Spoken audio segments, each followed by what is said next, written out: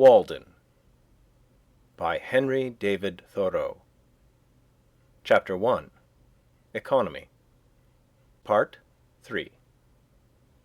In the savage state, every family owns a shelter as good as the best, and sufficient for its coarser and simpler wants.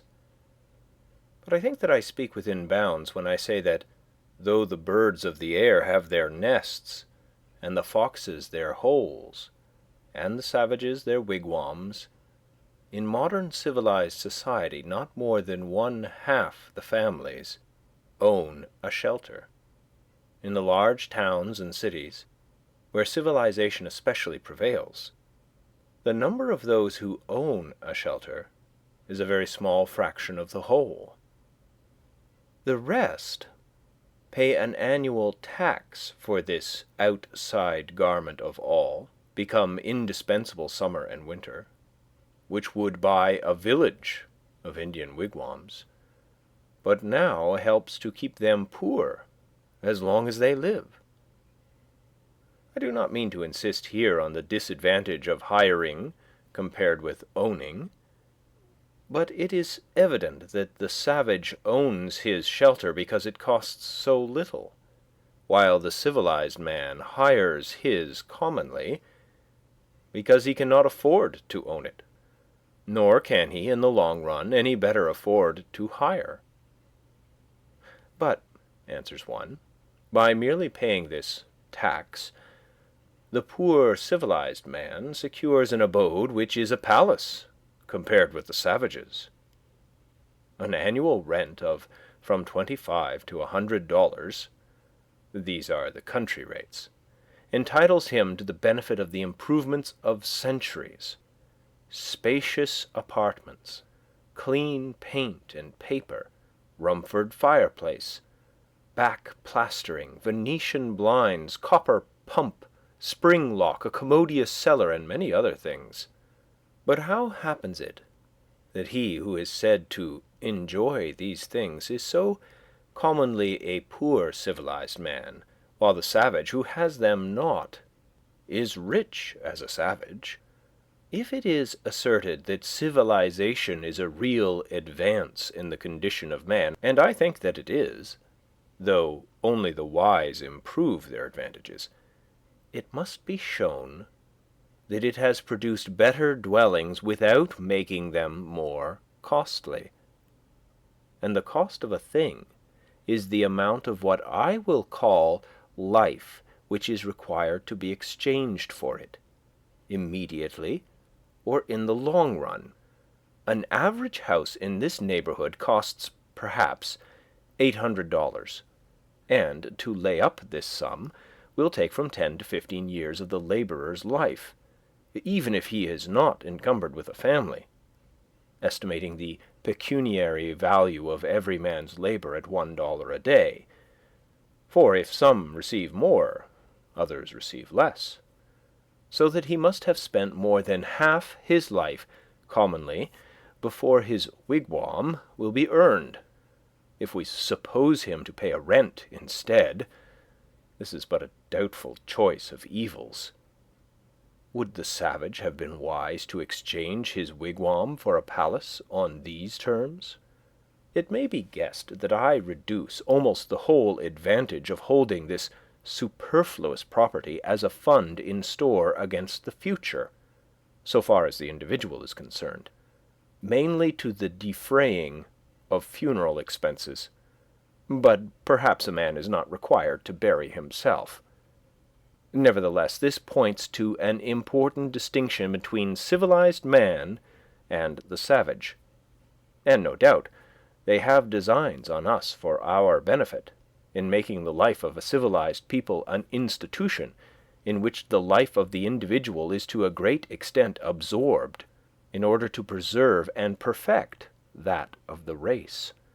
But I wish to show at what a sacrifice this advantage is at present obtained, and to suggest that we may possibly so live as to secure all the advantage without suffering any of the disadvantage. What mean ye by saying that the poor ye have always with you, or that the fathers have eaten sour grapes, and the children's teeth are set on edge. As I live, saith the Lord God, ye shall not have occasion any more to use this proverb in Israel. Behold, all souls are mine. As the soul of the Father, so also the soul of the Son is mine. The soul that sinneth, it shall die. When I consider my neighbors, the farmers of Concord, who are at least as well off as the other classes, I find that for the most part they have been toiling 20, 30, or 40 years, that they may become the real owners of their farms, which commonly they have inherited with encumbrances, or else bought with hired money, and we may regard 1/3 of that toil as the cost of their houses, but commonly they have not paid for them yet. It is true, the encumbrances sometimes outweigh the value of the farm, so that the farm itself becomes one great encumbrance, and still a man is found to inherit it, being well acquainted with it, as he says. On applying to the assessors, I am surprised to learn that they cannot at once name a dozen in the town who own their farms free and clear. If you would know the history of these homesteads, inquire at the bank where they are mortgaged. The man who has actually paid for his farm with labor on it is so rare that every neighbor can point to him. I doubt if there are 3 such men in Concord. What has been said of the merchants, that a very large majority, even 97 in 100, are sure to fail, is equally true of the farmers. With regard to the merchants, however, one of them says pertinently that a great part of their failures are not genuine pecuniary failures, but merely failures to fulfill their engagements, because it is inconvenient. That is, it is the moral character that breaks down. But this puts an infinitely worse face on the matter, and suggests, besides, that probably not even the other 3 succeed in saving their souls, but are perchance bankrupt in a worse sense than they who fail honestly. Bankruptcy and repudiation are the springboards from which much of our civilization vaults and turns its somersets. But the savage stands on the unelastic plank of famine. Yet the Middlesex cattle show goes off here with eclat annually, as if all the joints of the agricultural machine were suent. The farmer is endeavoring to solve the problem of a livelihood by a formula more complicated than the problem itself. To get his shoestrings, he speculates in herds of cattle. With consummate skill, he has set his trap with a hair spring to catch comfort and independence, and then, as he turned away, got his own leg into it. This is the reason he is poor. And for a similar reason we are all poor in respect to 1,000 savage comforts, though surrounded by luxuries. As Chapman sings, quote, "The false society of men, for earthly greatness, all heavenly comforts rarefies to air." And when the farmer has got his house, he may not be the richer but the poorer for it, and it be the house that has got him. As I understand it, that was a valid objection urged by Momus against the house which Minerva made, that she, quote, "had not made it movable, by which means a bad neighborhood might be avoided," end quote. And it may still be urged, for our houses are such unwieldy property that we are often imprisoned rather than housed in them, and the bad neighborhood to be avoided is our own scurvy selves. I know 1 or 2 families, at least, in this town, who for nearly a generation have been wishing to sell their houses in the outskirts. and move into the village, but have not been able to accomplish it, and only death will set them free. Granted that the majority are able at last either to own or hire the modern house with all its improvements. While civilization has been improving our houses, it has not equally improved the men who are to inhabit them. It has created palaces, but it was not so easy to create noblemen and kings. And if the civilized man's pursuits are no worthier than the savage's, if he is employed the greater part of his life in obtaining gross necessaries and comforts merely, why should he have a better dwelling than the former? But how do the poor minority fare? Perhaps it will be found that just in proportion as some have been placed in outward circumstances above the savage, others have been degraded below him. The luxury of one class is counterbalanced by the indigence of another. On the one side is the palace, on the other are the almshouse and silent poor. The myriads who built the pyramids to be the tombs of the pharaohs were fed on garlic, and it may be were not decently buried themselves. The mason who finishes the cornice of the palace returns at night perchance to a hut not so good as a wigwam. It is a mistake to suppose that in a country where the usual evidences of civilization exist, the condition of a very large body of the inhabitants may not be as degraded as that of savages. I refer to the degraded poor, not now to the degraded rich. To know this, I should not need to look farther than to the shanties, which everywhere border our railroads, that last improvement in civilization, where I see in my daily walks human beings living in sties, and all winter with an open door, for the sake of light, without any visible, often imaginable, wood-pile, and the forms of both old and young are permanently contracted by the long habit of shrinking from cold and misery, and the development of all their limbs and faculties is checked. It certainly is fair to look at that class by whose labor the works which distinguish this generation are accomplished. Such, too, to a greater or less extent, is the condition of the operatives of every denomination in England, which is the great workhouse of the world.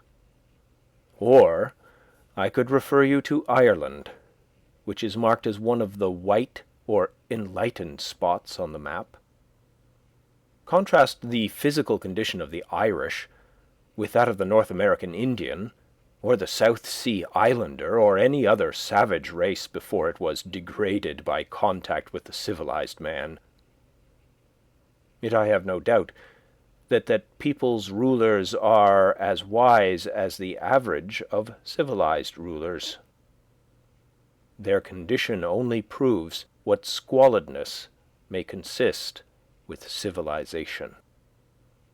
I hardly need refer now to the laborers in our southern states, who produce the staple exports of this country, and are themselves a staple production of the South, but to confine myself to those who are said to be in moderate circumstances.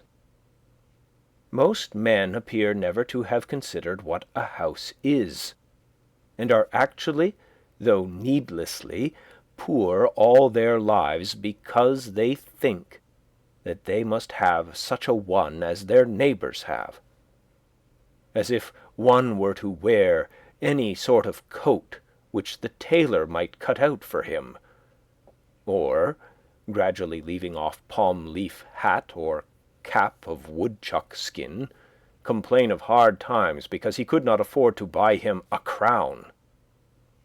It is possible to invent a house still more convenient and luxurious than we have, which yet all would admit that man could not afford to pay for? Shall we always study to obtain more of these things, and not sometimes to be content with less?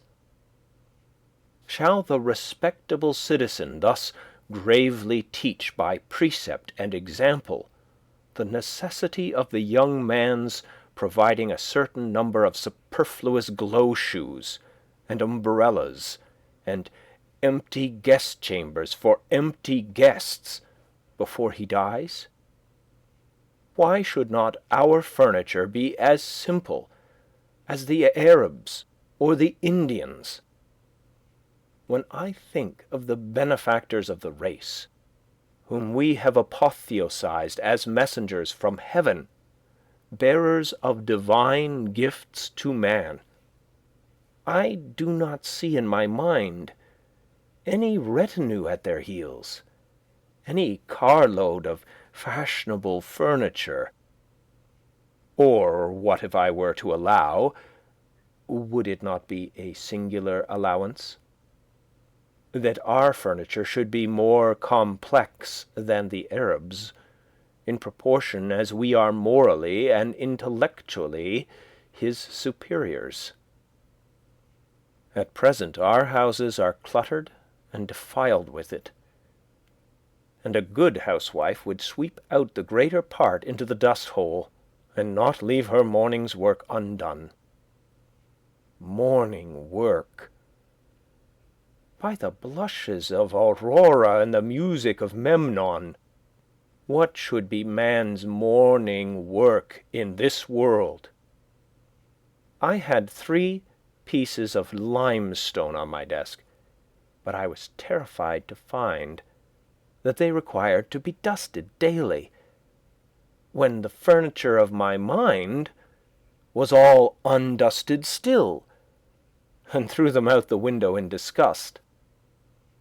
How then could I have a furnished house? I would rather sit in the open air, for no dust gathers on the grass, unless where man has broken ground. It is the luxurious and dissipated who set the fashions which the herd so diligently follow. The traveller who stops at the best houses, so called, soon discovers this. For the publicans presume him to be a Sardanapalus, and if he resigned himself to their tender mercies, he would soon be completely emasculated. I think that in the railroad car we are inclined to spend more on luxury than on safety and convenience, and it threatens without attaining these to become no better than a modern drawing-room, with its divans and ottomans and sunshades and 100 other oriental things, which we are taking west with us, invented for the ladies of the harem and the effeminate natives of the celestial empire, which Jonathan should be ashamed to know the names of. I would rather sit on a pumpkin and have it all to myself than be crowded on a velvet cushion. I would rather ride on earth in an ox cart, with a free circulation, than go to heaven in the fancy car of an excursion train and breathe a malaria all the way.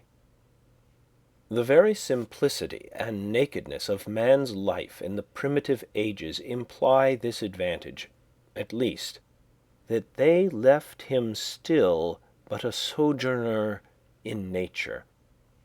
When he was refreshed with food and sleep, he contemplated his journey again.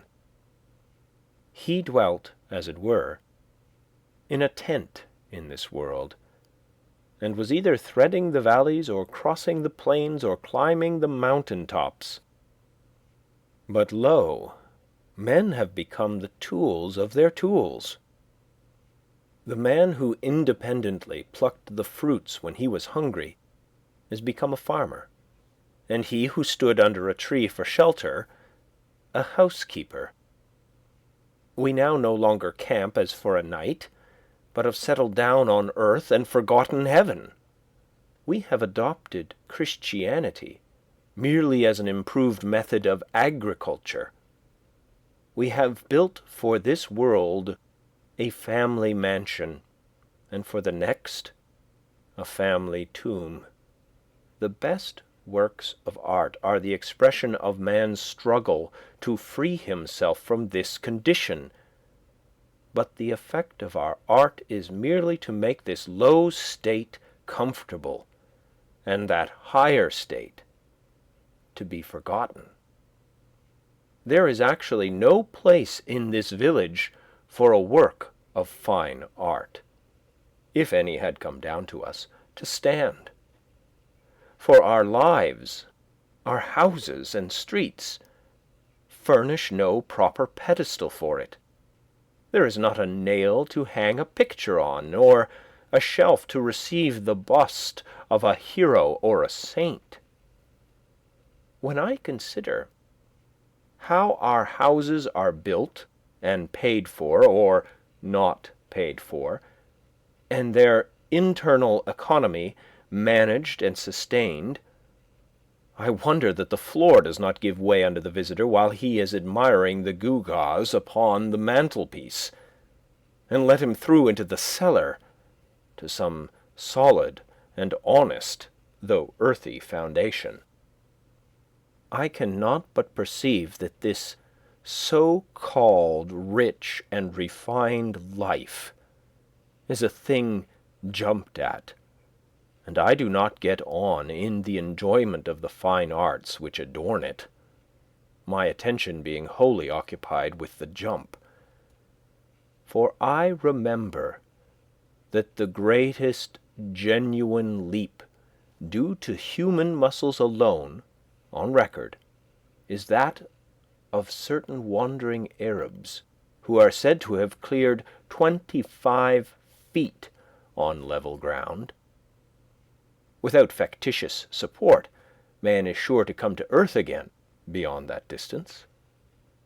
The first question which I am tempted to put to the proprietor of such great impropriety is, who bolsters you? Are you one of the 97 who fail, or the 3 who succeed? Answer me these questions, and then perhaps I may look at your baubles and find them ornamental. The cart before the horse is neither beautiful nor useful. Before we can adorn our houses with beautiful objects, the walls must be stripped, and our lives must be stripped, and beautiful housekeeping and beautiful living be laid for a foundation. Now, a taste for the beautiful is most cultivated out of doors, where there is no house and no housekeeper. Old Johnson, in his Wonder-working Providence, speaking of the first settlers of this town, with whom he was contemporary, tells us that, quote, they burrow themselves in the earth for their first shelter under some hillside, and, casting the soil aloft upon timber, they make a smoky fire against the earth at the highest side. End quote. They did not, quote, provide them houses, end quote, says he, quote, till the earth by the Lord's blessing brought forth bread to feed them, end quote. And the first year's crop was so light that, quote, they were forced to cut their bread very thin for a long season, end quote. The secretary of the province of New Netherland, writing in Dutch in 1650, for the information of those who wish to take up land there, states more particularly that, quote, those in New Netherland, and especially in New England, who have no means to build farmhouses, at first, according to their wishes, dig a square pit in the ground, cellar fashion, 6 or 7 feet deep, as long and as broad as they think proper, case the earth inside with wood all around the wall, and line the wood with the bark of trees or something else to prevent the caving in of the earth. floor this cellar with plank, and wainscot it overhead for a ceiling, raise a roof of spars clear up, and cover the spars with bark or green sods, so that they can live dry and warm in these houses with their entire families for 2, 3, and 4 years, it being understood that partitions are run through these cellars which are adapted to the size of the family. The wealthy and principal men in New England, in the beginning of the colonies, commenced their first dwelling-houses in this fashion for 2 reasons. Firstly, in order not to waste time in building, and not to want food the next season. Secondly, in order not to discourage poor laboring people, whom they brought over in numbers from fatherland. In the course of 3 or 4 years, when the country became adapted to agriculture, they built themselves handsome houses, spending on them several thousands. End quote. In this course which our ancestors took, there was a show of prudence, at least, as if their principle were to satisfy the more pressing wants first. But are the more pressing wants satisfied now?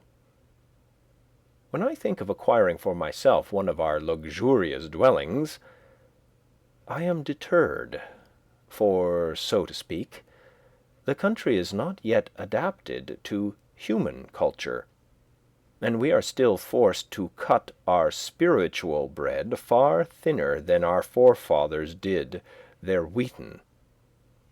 Not that all architectural ornament is to be neglected, even in the rudest periods, but let our houses first be lined with beauty, where they come in contact with our lives, like the tenement of the shellfish, and not overlaid with it. But, alas, I have been inside 1 or 2 of them, and know what they are lined with. Though we are not so degenerate, but that we might possibly live in a cave or a wigwam, or wear skins today, it certainly is better to accept the advantages, though so dearly bought, which the invention and industry of mankind offer. In such a neighborhood as this, boards and shingles, lime and bricks are cheaper and more easily obtained than suitable caves, or whole logs, or bark in sufficient quantities, or even well-tempered clay or flat stones. I speak understandingly on this subject, for I have made myself acquainted with it both theoretically and practically. With a little more wit, we might use these materials so as to become richer than the richest now are, and make our civilization a blessing. The civilized man is a more experienced and wiser savage. But to make haste to my own experiment. Near the end of March 1845, I borrowed an axe, and went down to the woods, by Walden Pond, nearest to where I intended to build my house, and began to cut down some tall, arrowy white pines, still in their youth, for timber. It is difficult to begin without borrowing, but perhaps it is the most generous course thus to permit your fellow man to have an interest in your enterprise. The owner of the axe, as he released his hold on it, said that it was the apple of his eye, but I returned it sharper than I received it. It was a pleasant hillside where I worked, covered with pine woods, through which I looked out on the pond, and a small open field in the woods where pines and hickories were springing up. The ice in the pond was not yet dissolved, though there were some open spaces, and it was all dark-colored and saturated with water. There were some slight flurries of snow during the days that I worked there, but for the most part when I came out on to the railroad on my way home, its yellow sand-heap stretched away gleaming in the hazy atmosphere, and the rails shone in the spring sun. and I heard the lark and pewee and other birds already come to commence another year with us. They were pleasant spring days, in which the winter of man's discontent was thawing as well as the earth, and the life that had lain torpid began to stretch itself. One day, when my axe had come off and I had cut a green hickory for a wedge, driving it with a stone, and had placed the whole to soak in a pond hole in order to swell the wood, I saw a striped snake run into the water, and he lay on the bottom, apparently without inconvenience, as long as I stayed there, or more than a quarter of an hour, perhaps because he had not yet fairly come out of the torpid state. It appeared to me that for a likely reason men remain in their present low and primitive condition. But if they should feel the influence of the spring of springs arousing them, they would of necessity rise to a higher and more ethereal life. I had previously seen the snakes in frosty mornings in my path, with portions of their bodies still numb and inflexible, waiting for the sun to thaw them. On the 1st of April it rained and melted the ice, and in the early part of the day, which was very foggy, I heard a stray goose groping about over the pond and cackling as if lost, or like the spirit of the fog. So I went on for some days, cutting and hewing timber, and also studs and rafters, all with my narrow axe, not having many communicable or scholar-like thoughts, singing to myself, "Men say they know many things, but lo, they have taken wings, the arts and sciences, and 1,000 appliances, the wind that blows is all that any body knows."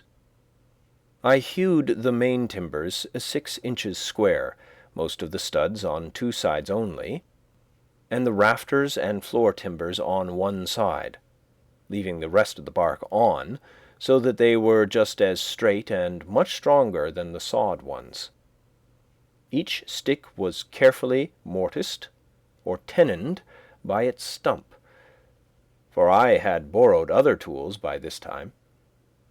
My days in the woods were not very long ones, yet I usually carried my dinner of bread and butter, and read the newspaper in which it was wrapped, at noon, sitting amid the green pine boughs which I had cut off, and to my bread was imparted some of their fragrance, for my hands were covered with a thick coat of pitch. Before I had done I was more the friend than the foe of the pine tree, though I had cut down some of them, having become better acquainted with it. Sometimes a rambler in the wood was attracted by the sound of my axe, and we chatted pleasantly over the chips which I had made. By the middle of April, for I made no haste in my work, but rather made the most of it, my house was framed and ready for the raising. I had already bought the shanty of James Collins, an Irishman who worked on the Fitchburg Railroad for boards. James Collins' shanty was considered an uncommonly fine one. When I called to see it, he was not at home. I walked about the outside, at first unobserved from within. The windows were so deep and high. It was of small dimensions, with a peaked cottage roof, and not much else to be seen, the dirt being raised 5 feet all around as if it were a compost heap. The roof was the soundest part, though a good deal warped and made brittle by the sun. Door-sill there was none, but a perennial passage for the hens under the door-board. Mrs. C. came to the door and asked me to view it from the inside. The hens were driven in by my approach.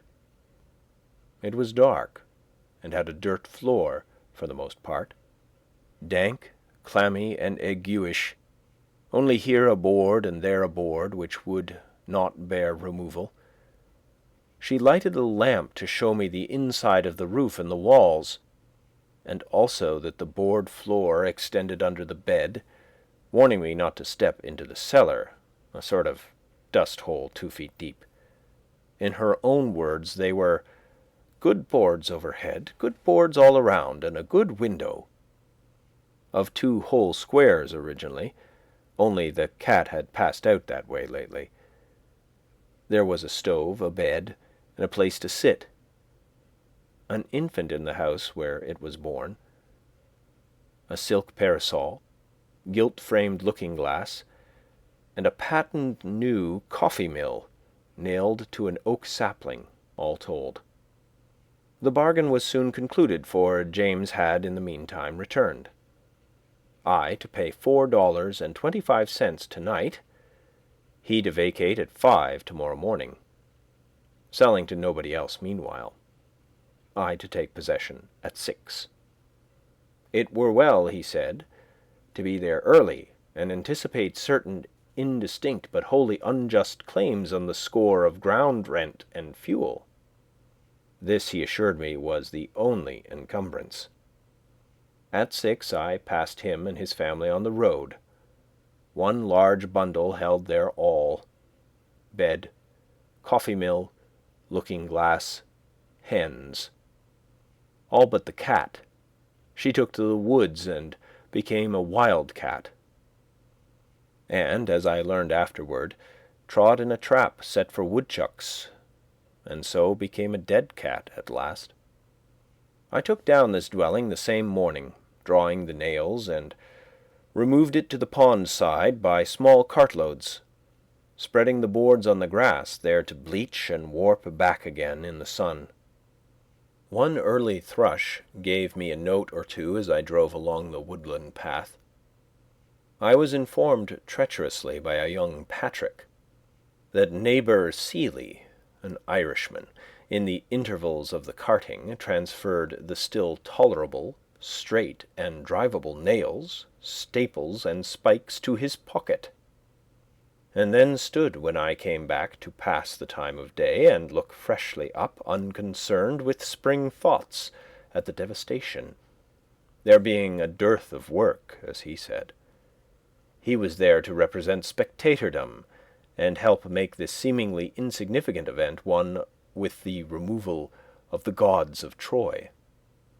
I dug my cellar in the side of a hill sloping to the south, where a woodchuck had formerly dug his burrow, down through sumac and blackberry roots, and the lowest stain of vegetation, 6 feet square by 7 deep, to a fine sand where potatoes would not freeze in any winter.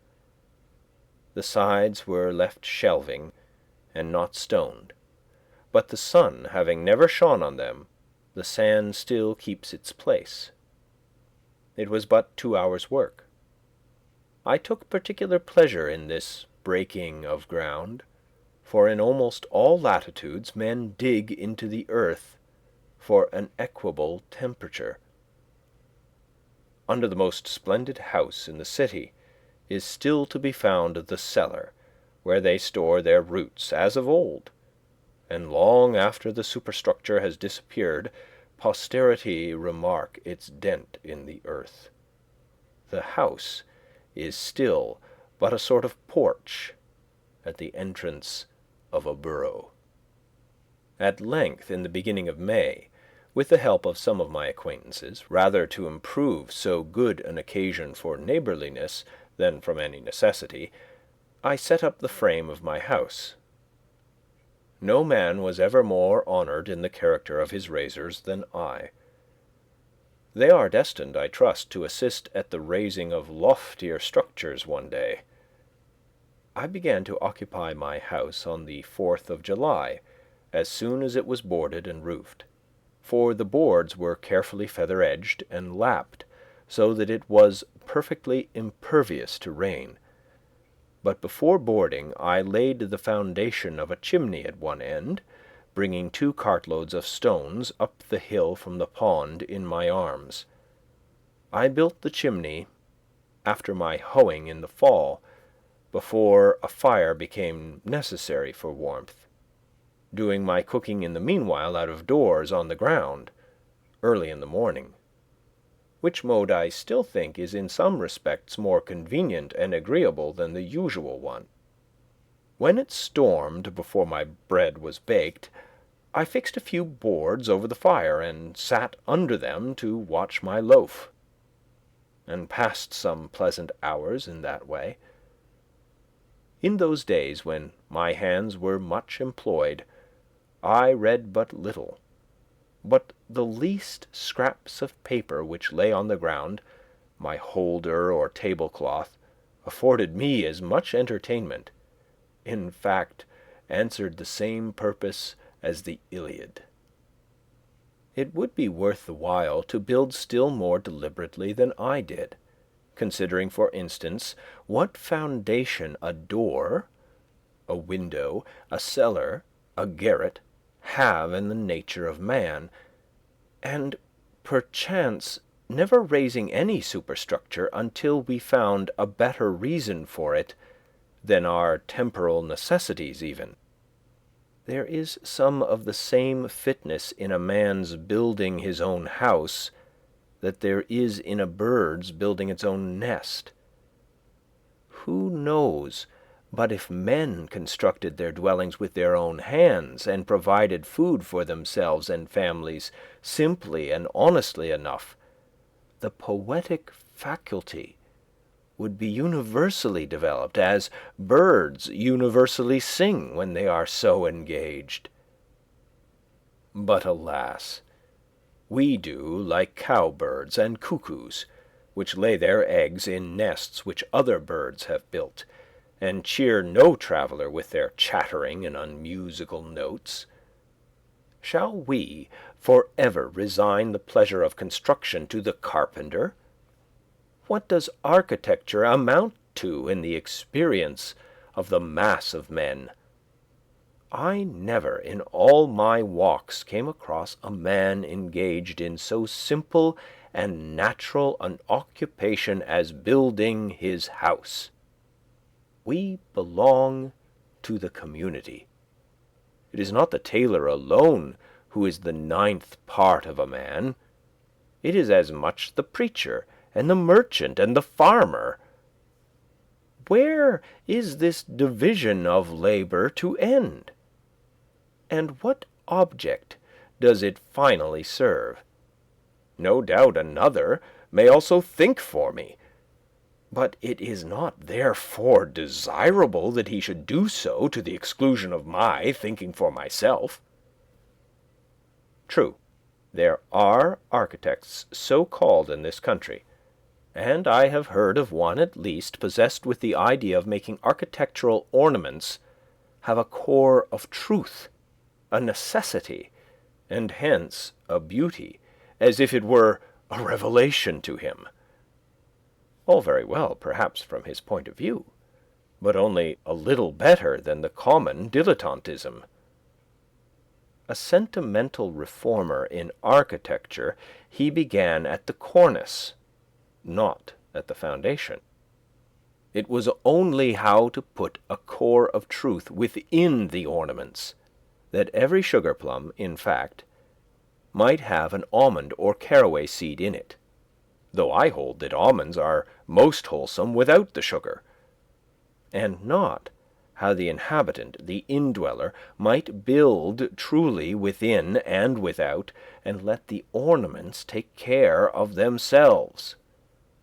What reasonable man ever supposed that ornaments were something outward and in the skin merely? That the tortoise got his spotted shell, or the shellfish its mother-o'-pearl tints, by such a contract as the inhabitants of Broadway their Trinity Church. But a man has no more to do with the style of architecture of his house than a tortoise with that of its shell. Nor need the soldier be so idle as to try to paint the precise colour of his virtue on his standard, the enemy will find it out. He may turn pale when the trial comes. This man seemed to me to lean over the cornice and timidly whisper his half-truth to the rude occupants, who really knew it better than he. What of architectural beauty I now see, I know has gradually grown from within outward, out of the necessities and character of the indweller, who is the only builder, out of some unconscious truthfulness and nobleness, without ever a thought for the appearance, and what additional beauty of this kind is destined to be produced will be preceded by a like unconscious beauty of life. The most interesting dwellings in this country, as the painter knows, are the most unpretending, humble log huts and cottages of the poor commonly. It is the life of the inhabitants whose shells they are, and not any peculiarity in their surfaces merely which make them picturesque. And equally interesting will be the citizen's suburban box, when his life shall be as simple and as agreeable to the imagination, and there is as little straining after effect in the style of his dwelling. A great proportion of architectural ornaments are literally hollow, and a September gale would strip them off like borrowed plumes, without injury to the substantials. They can do without architecture who have no olives nor wines in the cellar. What if an equal ado were made about the ornaments of style in literature, and the architects of our Bibles spent as much time about their cornices as the architects of our churches do? So are made the belles-lettres and the beaux-arts and their professors. Much it concerns a man, forsooth, how a few sticks are slanted over him or under him, and what colours are daubed upon his box. It would signify somewhat if, in any earnest sense, he slanted them and daubed it. But the spirit having departed out of the tenant, it is of a piece with constructing his own coffin, the architecture of the grave. And carpenter is but another name for coffin maker. One man says, in his despair or indifference to life, take up a handful of the earth at your feet and paint your house that color. Is he thinking of his last and narrow house? Toss up a copper for it as well. What an abundance of leisure he must have. Why do you take up a handful of dirt? Better paint your house your own complexion. Let it turn pale or blush for you. An enterprise to improve the style of cottage architecture. When you have got my ornaments ready, I will wear them. Before winter I built a chimney, and shingled the sides of my house, which were already impervious to rain, with imperfect and sappy shingles made of the first slice of the log, whose edges I was obliged to straighten with a plane. I have thus a tight shingled and plastered house, 10 feet wide by 15 long, and 8 feet posts, with a garret and a closet, a large window on each side, 2 trap-doors, 1 door at the end, and a brick fireplace opposite.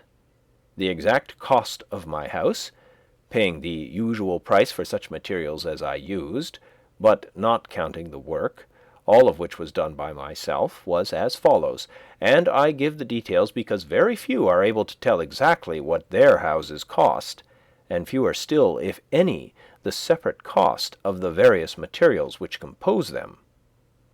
Boards, $8, 3 cents plus, mostly shanty boards.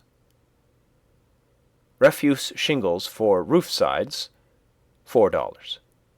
Laths, $1.25. 2 second-hand windows with glass, $2.43. 1,000 old brick, $4. 2 casks of lime, $2.40. That was high.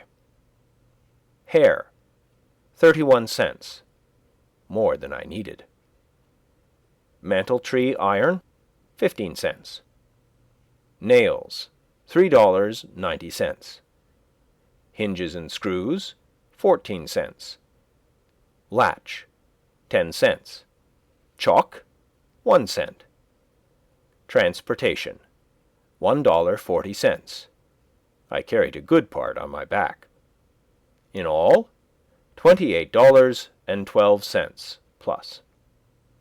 These are all the materials, excepting the timber, stones, and sand which I claimed by squatter's right. I have also a small woodshed adjoining, made chiefly of the stuff which was left after building the house.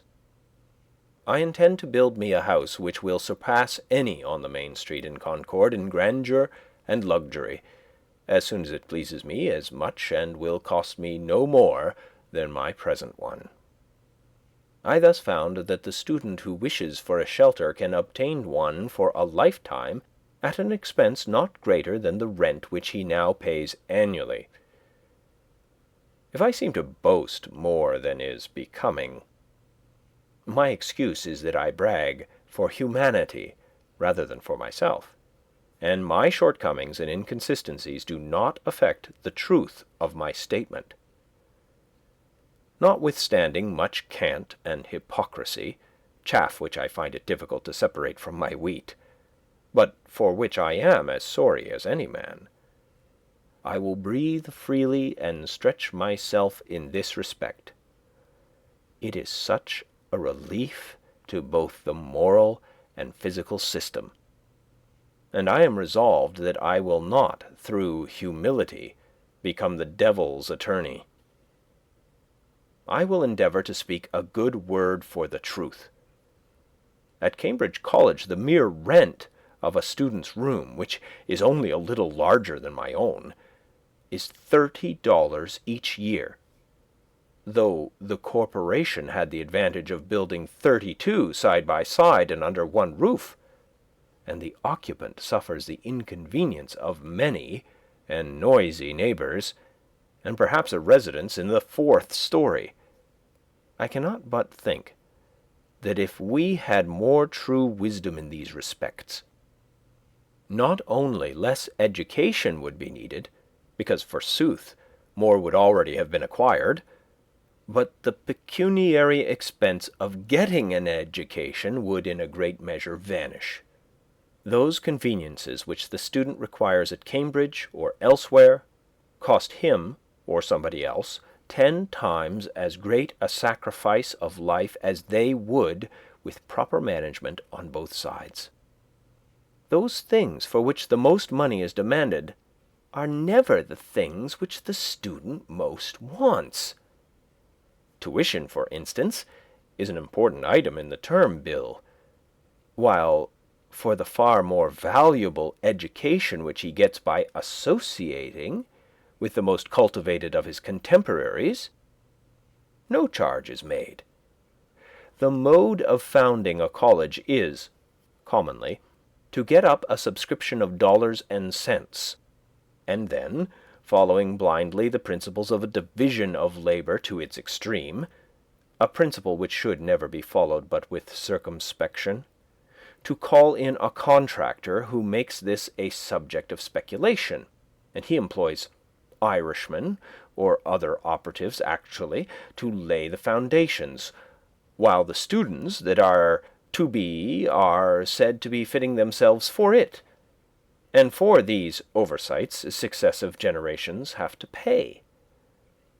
I think that it would be better than this for the students, or those who desire to be benefited by it, even to lay the foundation themselves.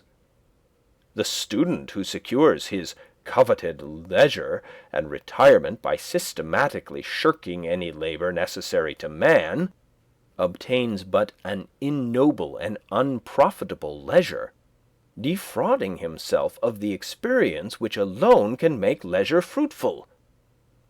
But, says one, you do not mean that the students should go to work with their hands instead of their heads? I do not mean that exactly, but I mean something which he might think a good deal like that. I mean that they should not play life, or study it merely, while the community supports them at this expensive game, but earnestly live it from beginning to end. How could youths better learn to live than by at once trying the experiment of living? Methinks this would exercise their minds as much as mathematics. If I wished a boy to know something about the arts and sciences, for instance, I would not pursue the common course, which is merely to send him into the neighborhood of some professor, where anything is professed and practiced but the art of life, to survey the world through a telescope or a microscope, and never with his natural eye, to study chemistry, and not learn how his bread is made, or mechanics, and not learn how it is earned, to discover new satellites to Neptune, and not detect the motes in his eyes, or to what vagabond he is a satellite himself, or to be devoured by the monsters that swarm all around him, while contemplating the monsters in a drop of vinegar. Which would have advanced the most at the end of a month? The boy who had made his own jackknife from the ore which he had dug and smelted, reading as much as would be necessary for this, or the boy who had attended the lectures on metallurgy at the Institute in the meanwhile, and had received a Rogers penknife from his father? Which would be most likely to cut his fingers? To my astonishment, I was informed on leaving college that I had studied navigation. Why, if I had taken one turn down the harbor, I should have known more about it. Even the poor student studies and is taught only political economy, while that economy of living, which is synonymous with philosophy, is not even sincerely professed in our colleges. The consequence is that while he is reading Adam Smith, Ricardo, and Say, he runs his father in debt irretrievably. End Chapter 1, LibriVox Part 3.